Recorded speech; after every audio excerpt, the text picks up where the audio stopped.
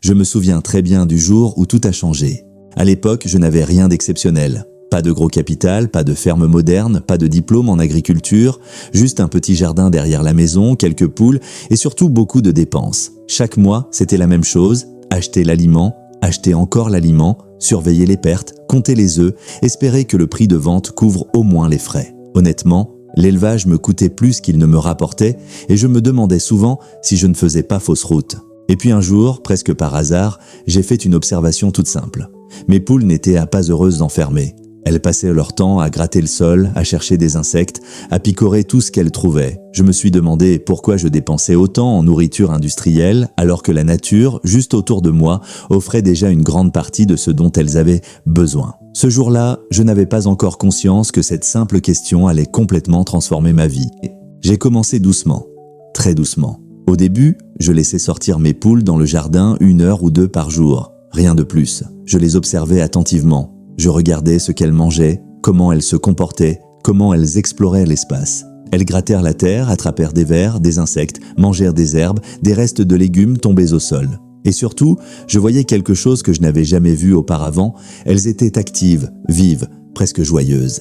Au bout de quelques semaines, j'ai remarqué un premier changement très important. Ma consommation d'aliments achetés avait baissé, pas un peu, mais énormément. Là où j'achetais plusieurs sacs par mois, je n'en achetais plus qu'un seul, parfois même moins. Et pourtant, la production d'œufs ne baissait pas.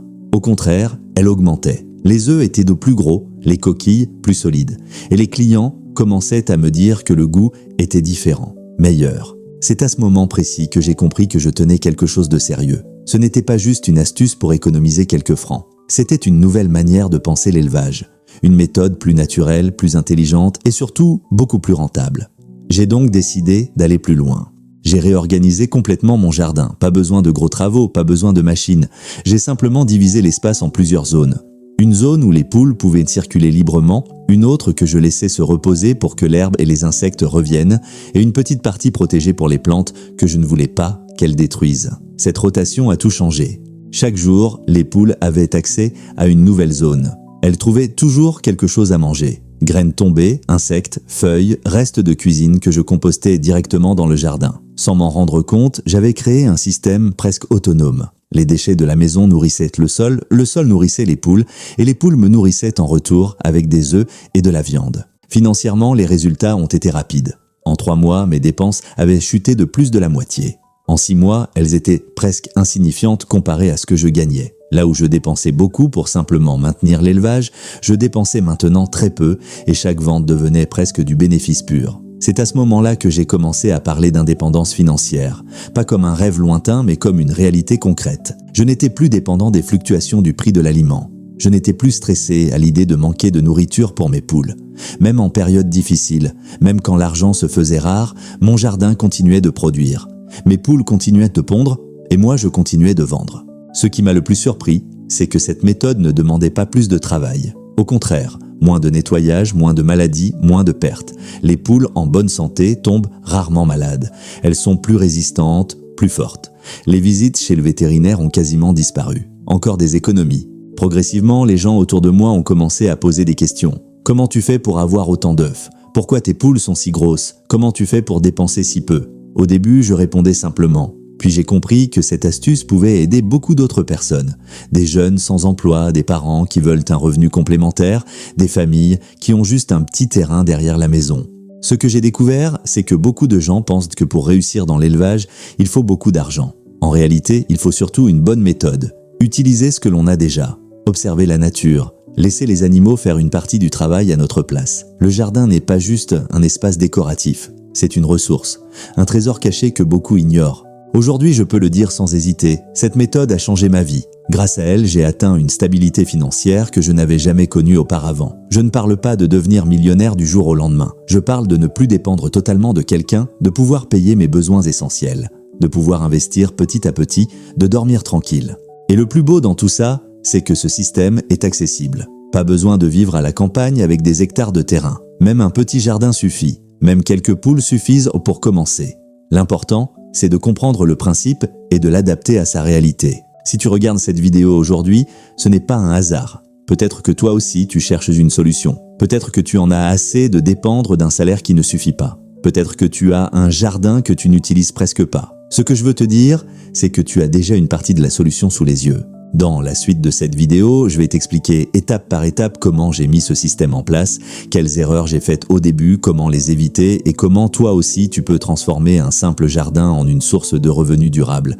Reste bien jusqu'à la fin parce que ce que je vais partager peut réellement faire la différence dans ta vie. Avec le temps, j'ai compris que le secret n'était pas seulement de laisser les poules dans le jardin, mais de comprendre leur comportement naturel. Une poule, ce n'est pas un animal passif. Elle explore, elle fouille, elle sélectionne ce qui est bon pour elle. Quand on lui laisse cet espace de liberté, elle devient elle-même une gestionnaire de sa propre alimentation. Et ça, c'est quelque chose que l'élevage intensif a complètement oublié. J'ai commencé à noter tout ce que je voyais. À quelle heure elles étaient le plus actives, quel coin du jardin elles préféraient, quelles plantes elles évitaient, lesquelles elles mangeaient en priorité. Ces observations m'ont permis d'ajuster l'espace. J'ai laissé pousser certaines herbes, j'en ai éliminé d'autres. J'ai planté volontairement des végétaux que les poules aiment, comme certaines légumineuses, des feuilles tendres et même des restes de cultures que je ne récoltais pas entièrement pour elles. Progressivement, mon jardin est devenu un véritable garde-manger vivant. Les insectes sont revenus, le sol est devenu plus riche grâce aux fientes et les plantes ont poussé plus vite. Sans le savoir, j'avais mis en place un cercle vertueux. Chaque élément nourrissait l'autre. Plus les poules grattaient, plus le sol respirait. Plus le sol respirait, plus il produisait. Et plus il produisait, moins j'avais besoin d'acheter. Au niveau financier, j'ai commencé à faire des calculs précis. Avant, une grande partie de mes revenus partait directement dans les dépenses. Maintenant, la majorité restait dans ma poche. Quand j'ai comparé les chiffres noirs sur blanc, j'ai eu un choc. Sur une année, j'économisais l'équivalent de plusieurs mois de salaire simplement en changeant ma manière de nourrir mes poules. À ce moment-là, j'ai compris que je n'étais plus dans une simple activité secondaire. J'étais en train de construire un vrai modèle économique. Ce modèle avait aussi un autre avantage énorme, la stabilité. Même quand les prix du marché fluctuaient, même quand les aliments devenaient rares ou chers, mon système continuait de fonctionner. Mon jardin ne dépendait pas des importations ni des fournisseurs, il dépendait du soleil, de la pluie et de mon attention. Et ça, c'est une forme de liberté que très peu de gens connaissent. J'ai aussi remarqué un changement dans la qualité de la viande. Les poules élevées en liberté dans le jardin développent des muscles plus fermes, une chair plus savoureuse. Les clients le sentaient immédiatement. Certains revenaient juste pour ça. Ils disaient que ça leur rappelait le goût des poules d'autrefois, celles que leurs grands-parents élevaient sans produits chimiques, sans stress. Petit à petit, la demande a augmenté. Au début, je vendais juste autour de moi. Puis le bouche à oreille a fait son travail. Des voisins parlaient tant à d'autres voisins, des amis amenaient des amis. Je n'ai jamais eu besoin de faire de publicité. Mon jardin faisait la promotion à ma place. Et moi, je commençais à comprendre que l'indépendance financière ne vient pas toujours d'un gros projet, mais souvent d'une petite idée bien exploitée. Bien sûr, tout n'a pas été parfait dès le début. J'ai fait des erreurs. Par exemple, au départ, j'ai laissé trop de poules dans un espace trop petit. Le sol s'est vite appauvri et j'ai vu apparaître des problèmes. C'est là que j'ai appris l'importance de l'équilibre. Trop d'animaux au même endroit, même en liberté, finit par créer des dégâts. J'ai donc réduit le nombre de poules, puis rééquilibré les zones. Cette erreur m'a appris une leçon essentielle. Dans ce système, la patience est plus rentable que la précipitation. J'ai aussi compris qu'il ne fallait pas totalement supprimer l'aliment industriel. Il ne s'agit pas de priver les poules, mais de compléter intelligemment. Pendant certaines périodes, comme la saison sèche ou les périodes de forte ponte, j'ajoute un complément. Mais la différence, c'est que maintenant, cet aliment est un soutien, pas la base. La base, c'est le jardin. En voyant les résultats, j'ai commencé à réfléchir plus loin. Si ce système fonctionne avec quelques poules, pourquoi ne fonctionnerait-il pas à plus grande échelle? J'ai donc augmenté progressivement mon cheptel sans jamais brûler les étapes. Chaque nouvelle poule devait avoir sa place, sa nourriture, son espace. C'est cette progression lente qui m'a permis de grandir sans m'endetter.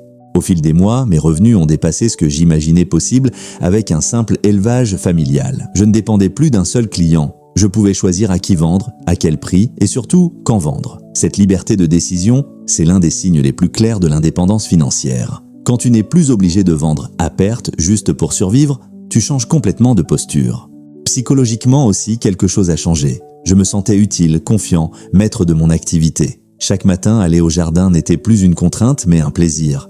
Je voyais concrètement le résultat de mes efforts. Et ça, aucune fiche de paie ne peut te l'offrir. Beaucoup de personnes pensent que le succès vient de l'extérieur, qu'il faut attendre une opportunité, un financement, une aide. Moi, j'ai appris que parfois, il suffit de regarder ce qu'on a déjà. Un jardin, quelques poules et une idée différente. C'est tout ce que j'avais au départ. Et pourtant, c'est devenu la base de mon autonomie. Si tu es encore en train de regarder cette vidéo, c'est que cette histoire te parle peut-être. Peut-être que toi aussi tu te dis que tu pourrais essayer. Et tu as raison. Mais je veux être clair, ce n'est pas magique. Il faut observer, apprendre, corriger, il faut accepter de se tromper. Mais chaque erreur est une information précieuse. Dans la prochaine partie, je vais entrer encore plus dans le concret. Je vais te montrer comment démarrer même avec un très petit espace, comment éviter les erreurs les plus courantes et comment transformer progressivement cette activité en une source de revenus stable et durable. Reste bien avec moi parce que ce qui arrive ensuite est souvent ce qui fait toute la différence. À ce stade, beaucoup de gens me demandent par où commencer concrètement. La vérité, c'est qu'il ne faut pas chercher la perfection dès le départ. Il faut commencer petit, avec ce que l'on a. Même un espace réduit peut devenir productif si on l'utilise intelligemment. J'ai vu des personnes réussir avec seulement quelques mètres carrés derrière leur maison. Ce qui compte, ce n'est pas la taille du jardin, mais la manière dont il est organisé. La première chose que je recommande toujours, c'est d'observer le terrain pendant quelques jours avant d'y mettre les poules. Regardez où le soleil tape le plus, où l'eau s'accumule quand il pleut, où l'ombre reste plus longtemps. Ces détails semblent insignifiants, mais ils font toute la différence. Une poule aime la fraîcheur, mais aussi la lumière. Elle a besoin d'un sol ni trop sec ni trop humide. Quand on respecte ça, on évite déjà beaucoup de problèmes. Ensuite, il faut penser à la sécurité. Laisser les poules dans le jardin ne veut pas dire les exposer au danger. J'ai appris à renforcer certaines zones, à fermer les passages par lesquels les prédateurs pouvaient entrer. Parfois, un simple grillage bien placé suffit. Parfois, il faut juste enlever ce qui attire les nuisibles. Moins de stress pour les poules, c'est plus de pontes et moins de pertes. Une autre erreur fréquente, c'est de vouloir trop nettoyer. Au début, je balayais tout, je ramassais tout, je voulais un jardin propre en permanence, puis j'ai compris que ce désordre apparent était en réalité une richesse. Feuilles mortes, petits tas de branches, compost naturel. Tout cela attire les insectes, et les insectes nourrissent les poules. Aujourd'hui, je laisse volontairement certaines zones plus sauvages. C'est là que la vie se développe. Au niveau de l'alimentation complémentaire, j'ai aussi appris à mieux utiliser ce que j'avais déjà à la maison. Restes de légumes, épluchures, céréales non utilisées, tout peut être valorisé. Au lieu de jeter, je transformais ces déchets en nourriture. Non seulement je faisais des économies, mais je réduisais aussi le gaspillage. Encore une fois, tout était lié. Au fil du temps, j'ai commencé à planifier mes ventes. Au lieu de vendre au hasard, j'ai choisi des moments stratégiques. Périodes de fête, événements locaux, moments où la demande est forte. Cette simple organisation a augmenté mes revenus sans augmenter ma production. J'ai compris que gagner plus ne signifie pas forcément travailler plus, mais travailler mieux. J'ai aussi appris à fixer mes prix sans culpabiliser. Quand tu proposes un produit de qualité, élevé naturellement, tu n'as pas à brader ton travail. Les clients qui comprennent la valeur reviennent toujours. Ceux qui cherchent juste le prix le plus bas iront ailleurs, et ce n'est pas un problème. L'indépendance financière passe aussi par le respect de soi et de son activité. Avec l'expérience, j'ai commencé à diversifier. En plus des œufs, je proposais des poules prêtes à la ponte, puis des poulets de chair élevés de la même manière. Chaque nouvelle activité venait s'ajouter au système existant sans le déséquilibrer. C'est ça qui est important. Ne jamais casser ce qui fonctionne, mais l'enrichir progressivement. Un autre point essentiel, c'est la gestion du temps. Beaucoup pensent que l'élevage prend toute la journée. En réalité, avec une bonne organisation, quelques heures bien utilisées suffisent. Le matin pour vérifier l'eau, ouvrir les zones, observer. Le soir pour sécuriser, récolter, noter. Le reste du temps, le système fonctionne presque seul. C'est à ce moment-là que j'ai réalisé que j'étais vraiment libre. Libre de mon emploi du temps, libre de mes décisions, libre de mes revenus. Je pouvais refuser une vente si le prix ne me convenait pas. Je pouvais investir quand je le voulais. Je pouvais même prendre du repos sans que tout s'écroule. Peu de personnes peuvent dire ça. Beaucoup me demandent si cette méthode fonctionne partout. Ma réponse est oui, avec des adaptations. Chaque région a ses réalités, son climat, ses contraintes. Mais le principe reste le même, utiliser l'environnement au lieu de lutter contre lui. Observer, s'adapter, optimiser, c'est valable pour l'élevage mais aussi pour la vie en général. J'ai aussi compris que partager cette expérience était important. Pas pour me vanter, mais pour montrer que c'est possible. Trop de gens pensent que l'indépendance financière est réservée à une élite. En réalité, elle commence souvent par des choix simples, répétés chaque jour. Choisir de produire plutôt que de consommer. Choisir de comprendre plutôt que de subir. Si tu hésites encore, je te dirai une chose. N'attends pas d'avoir toutes les réponses pour commencer. Commence et les réponses viendront. Moi aussi j'avais des doutes. Moi aussi j'avais peur d'échouer. Mais chaque pas m'a rapproché de la stabilité que je cherchais. Dans la prochaine partie, je vais parler des résultats concrets sur le long terme, des chiffres, des erreurs à éviter absolument, et de la manière dont cette activité peut devenir une base solide pour d'autres projets. C'est souvent là que beaucoup abandonnent, alors que c'est justement là que tout commence à porter ses fruits. Avec le recul, ce qui m'a le plus marqué, ce sont les résultats sur le long terme. Au début, on est toujours impatient. On veut voir l'argent rentrer tout de suite, on veut des preuves rapides. Mais ce système m'a appris la valeur du temps. Chaque mois qui passait renforçait le suivant. Les améliorations s'additionnaient et les bénéfices devenaient de plus en plus visibles. Au bout d'un an, j'ai fait un bilan détaillé. J'ai noté toutes les dépenses, même les plus petites, et tous les revenus. Quand j'ai comparé avec l'année précédente, la différence était énorme. Non seulement mes bénéfices avaient augmenté, mais surtout mes risques avaient diminué. Je n'étais plus à la merci d'un fournisseur unique ou d'un marché instable. Mon activité reposait sur quelque chose de vivant, de renouvelable. Il y a aussi eu des périodes difficiles, des saisons où la pluie était trop forte, d'autres où la chaleur était extrême. Mais contrairement à avant, je n'étais pas démuni. Le jardin bien structuré absorbait mieux les chocs. Certaines zones se reposaient pendant que d'autres produisaient. Cette résilience est l'un des piliers de cette méthode. J'ai appris à anticiper. Par exemple, à préparer certaines zones avant la saison sèche, à stocker naturellement ce qui pouvait l'être, à ajuster le nombre de poules selon les périodes. Cette anticipation m'a évité beaucoup de pertes, et chaque perte évitée, c'est un gain invisible, mais réel.